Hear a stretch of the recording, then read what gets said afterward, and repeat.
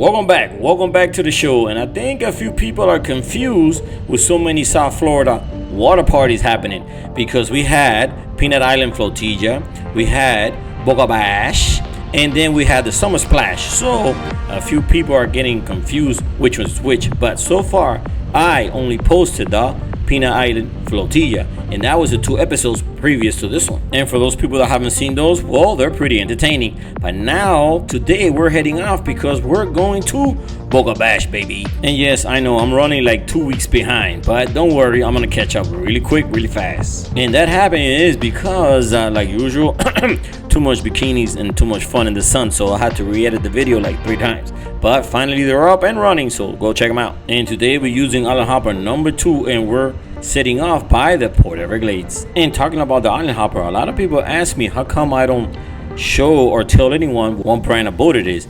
And the thing is this, I reached out to the company, tried to do a collaboration with them, but they're not interested and nor responded back, and I thought that was kind of rude, so no advertising for you. And before I get asked this question, because I know it's gonna happen, why did I launch the boat so far by the Port Everglades? Well, yeah, it's about 20 miles south of Lake Boca, but I don't mind the distance when I don't have to deal with the boat traffic and the car ramp hassle. I guess you could say I'm really getting spoiled boating on the West Coast, but feeling pretty lucky today on the East Coast because I didn't have to face any boat ramp hassle or traffic. And talking about ramps, I have a question to ask you guys, because if you follow me on Instagram and Facebook, you guys noticed that I posted a video last week with Ogita helping me launch the boat before going to Peanut Island. And I don't understand why am I getting so many rude comments and so many views, because on Facebook it has over 300,000 and Instagram also has over 600,000 views. But something I don't understand is we have a few people leaving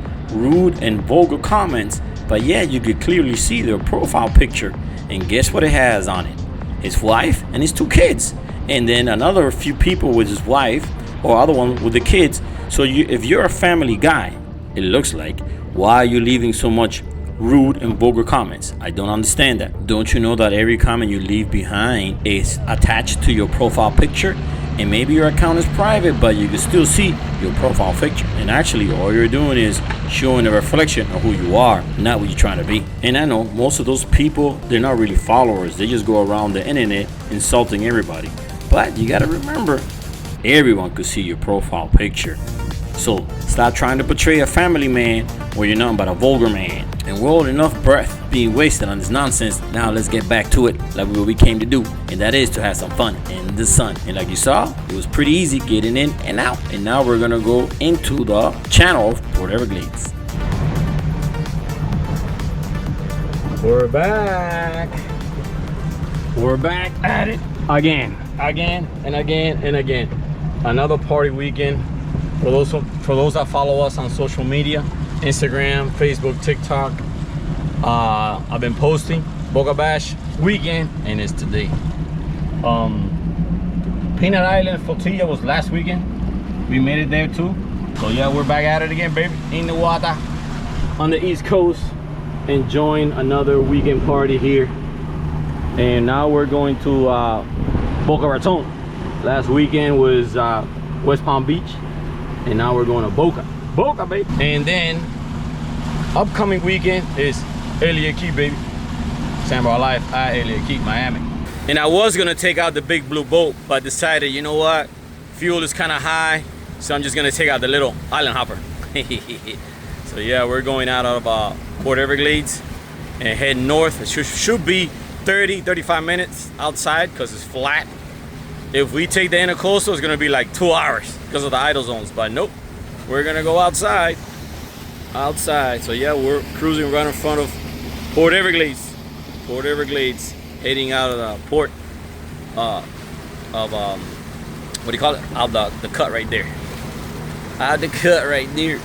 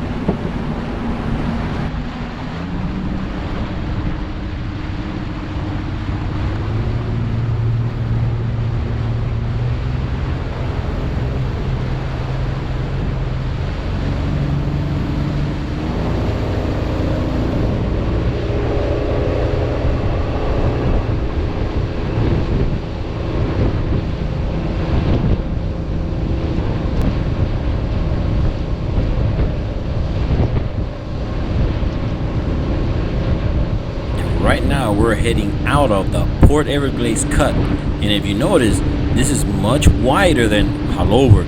That's why here the waves don't get that big, but it does get a little lumpy sometimes. And that sometimes is today because the tides are changing, and that creates more current, making the waves bigger. And a few swells we actually hit one.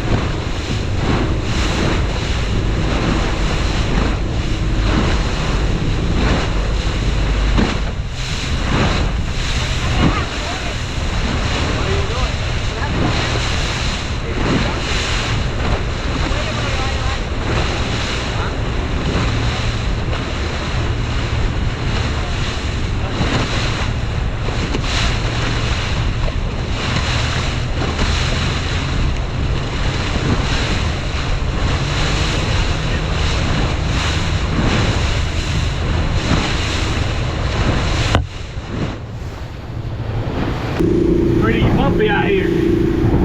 I say 2 to 3. Occasional 4. It's gonna be a lumpy ride. It's gonna take longer than I thought. Because I thought it was gonna be 2 foot or less, but it's not. It's actually 3++. Woo! Bumpy ride, baby, bumpy ride.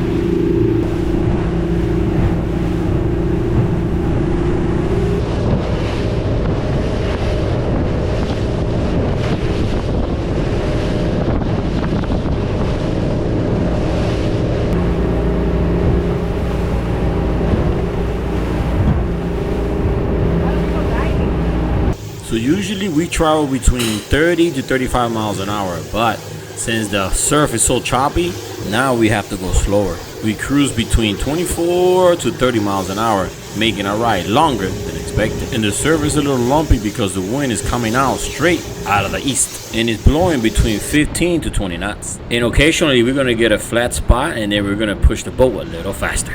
Because yes, we wanna get there and get a good spot because it gets really full, really fast.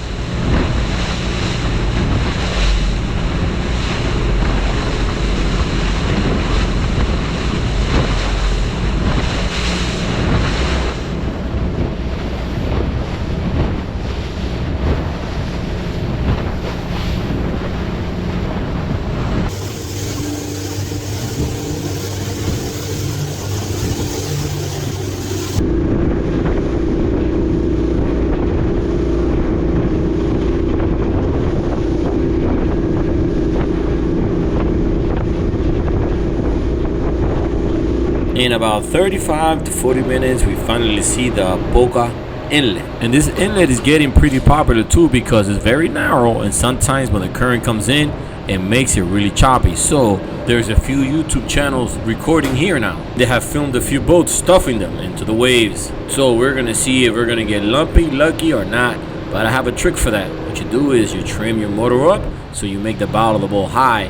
So if there's a little chop, it won't come over the bow. And yeah, but like I expected, between the wind and the waves and the current is a little lumpy, so we're gonna have a little fun ride coming in. But look, she was smart this time. She said I'm back of the boat.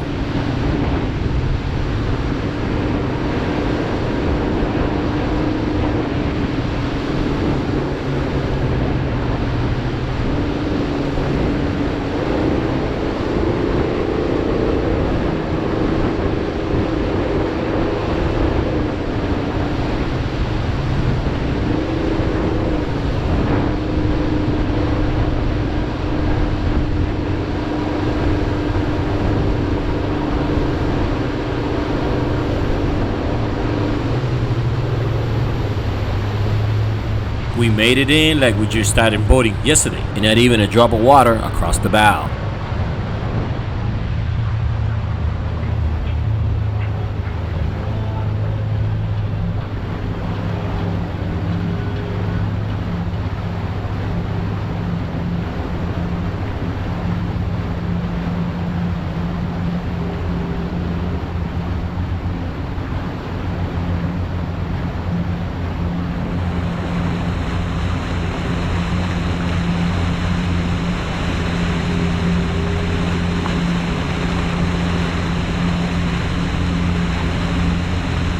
Even though we made it in without a problem, we could still feel the current fighting the boat.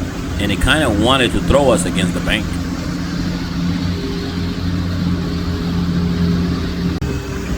So we got, it's early in the morning. It's actually 10:30 in the morning, and it's pretty busy here.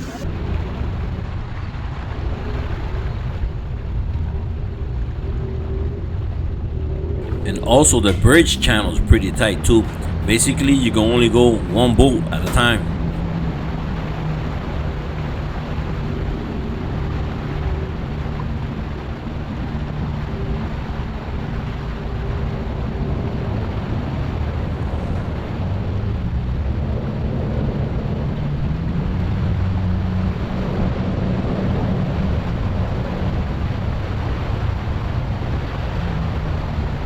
And here it is, Lake Boca. And all the traffic now is arriving, and then late in the afternoon it's going to be all the traffic leaving.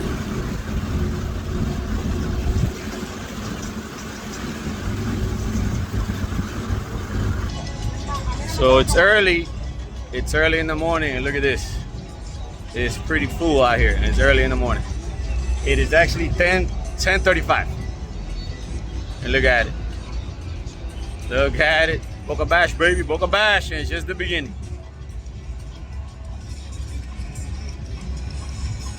And then again, here comes another challenge, finding a good spot. And to me, a good spot is being close to the action, but not so deep in that I get blocked in. Then when it's time to leave, I get stuck. So we found this little spot here that it looks pretty good. But another thing to keep in mind is low tide, because right now it's high tide, and you don't want to anchor on a spot that when the tide goes really low, you're going to get stuck and you're going to have to wait until nighttime. So what I like to do is give myself 2.5 feet of depth. So right now I'm looking for anywhere in an area that has between 4 feet to 4.5. So like that, when the tide goes down, I still give myself 2 feet to get out of there. Because if you saw last year's video, Boca Bash, there were over 50 boats that got caught in the low tide and jet skis, and they had to wait till nighttime so the tide went up so they could leave.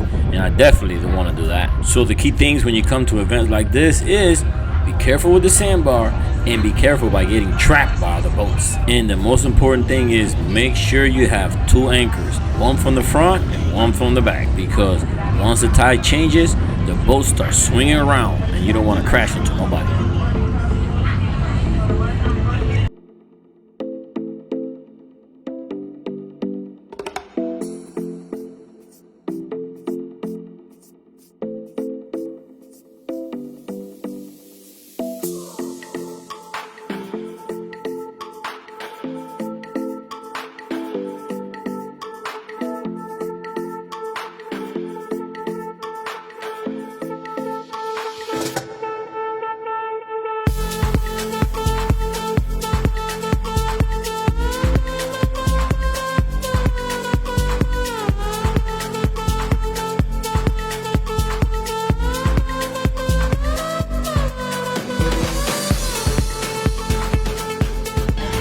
Alright guys, so we're here anchored up, and we're gonna give you a before and after. So right now it's before. It's 10:45 in the morning, and look how it is already, right? So we're gonna give you before. This is the light spot. I'm gonna give you the heavy crowd. Alright, this is the heavy crowd back there. That's a heavy spot back there. So this is before, and I'll give you the after.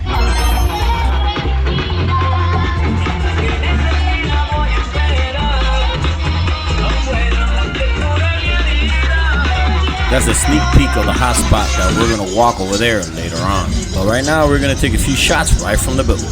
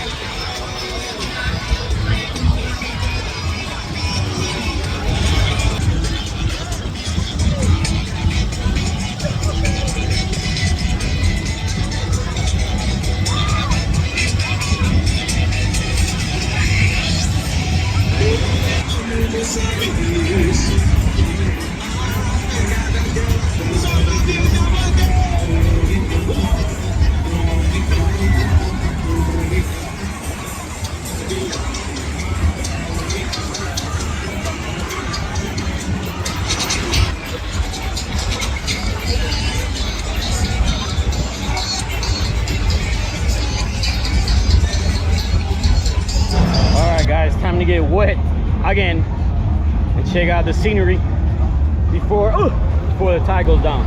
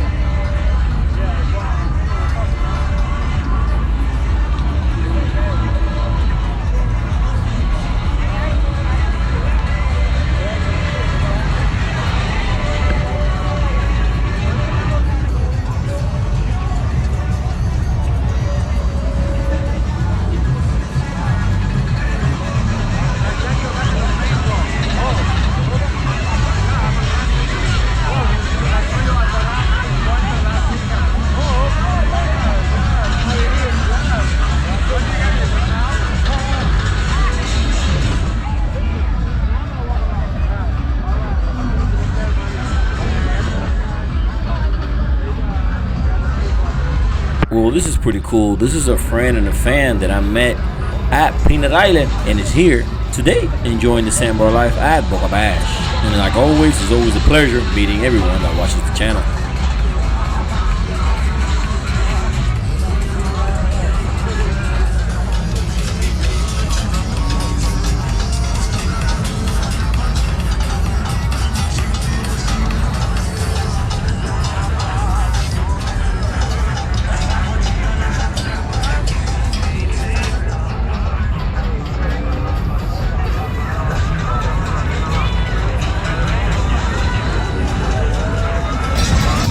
So we're in the center right now. You see all these boats here? They're all gonna get stuck pretty soon.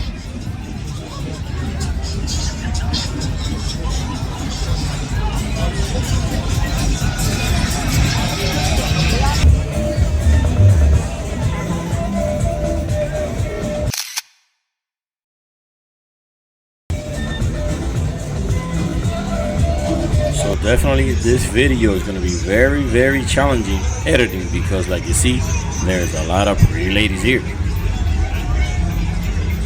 And here comes the tricky part, a lot of ladies with a lot of freedom.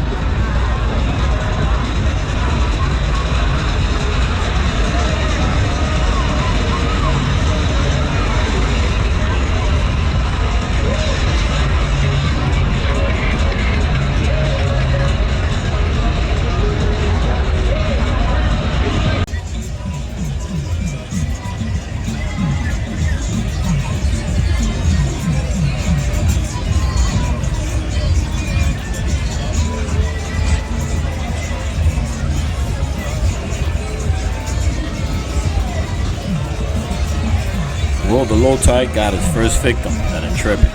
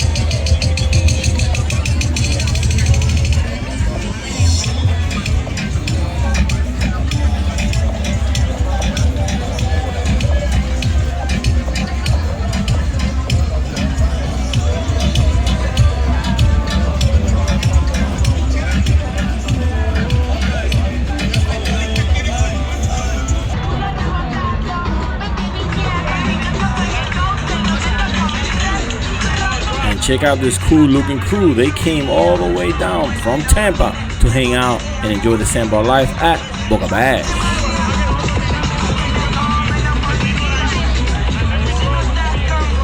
So yeah, right now it's about 11:30 in the afternoon and things are looking pretty busy. And yeah, Boca Lake has a real big sandbar right in the center. So everybody tends to park around the outskirts because those are the local boaters that they know that they will get stuck at low tide. So the ones you see in the middle, they're the new visitors. And while we were walking around, we got the great pleasure to meet so many people that watch the channel that was actually impressed that most of them got brave and said hello, because a lot of people look, but they're afraid to say hi or embarrassed. Or maybe you think you're bothering, but nope, I just want to meet you as much as you want to meet me. And it was a pleasure meeting everyone from Eastside Adventures YouTube channel. Yo!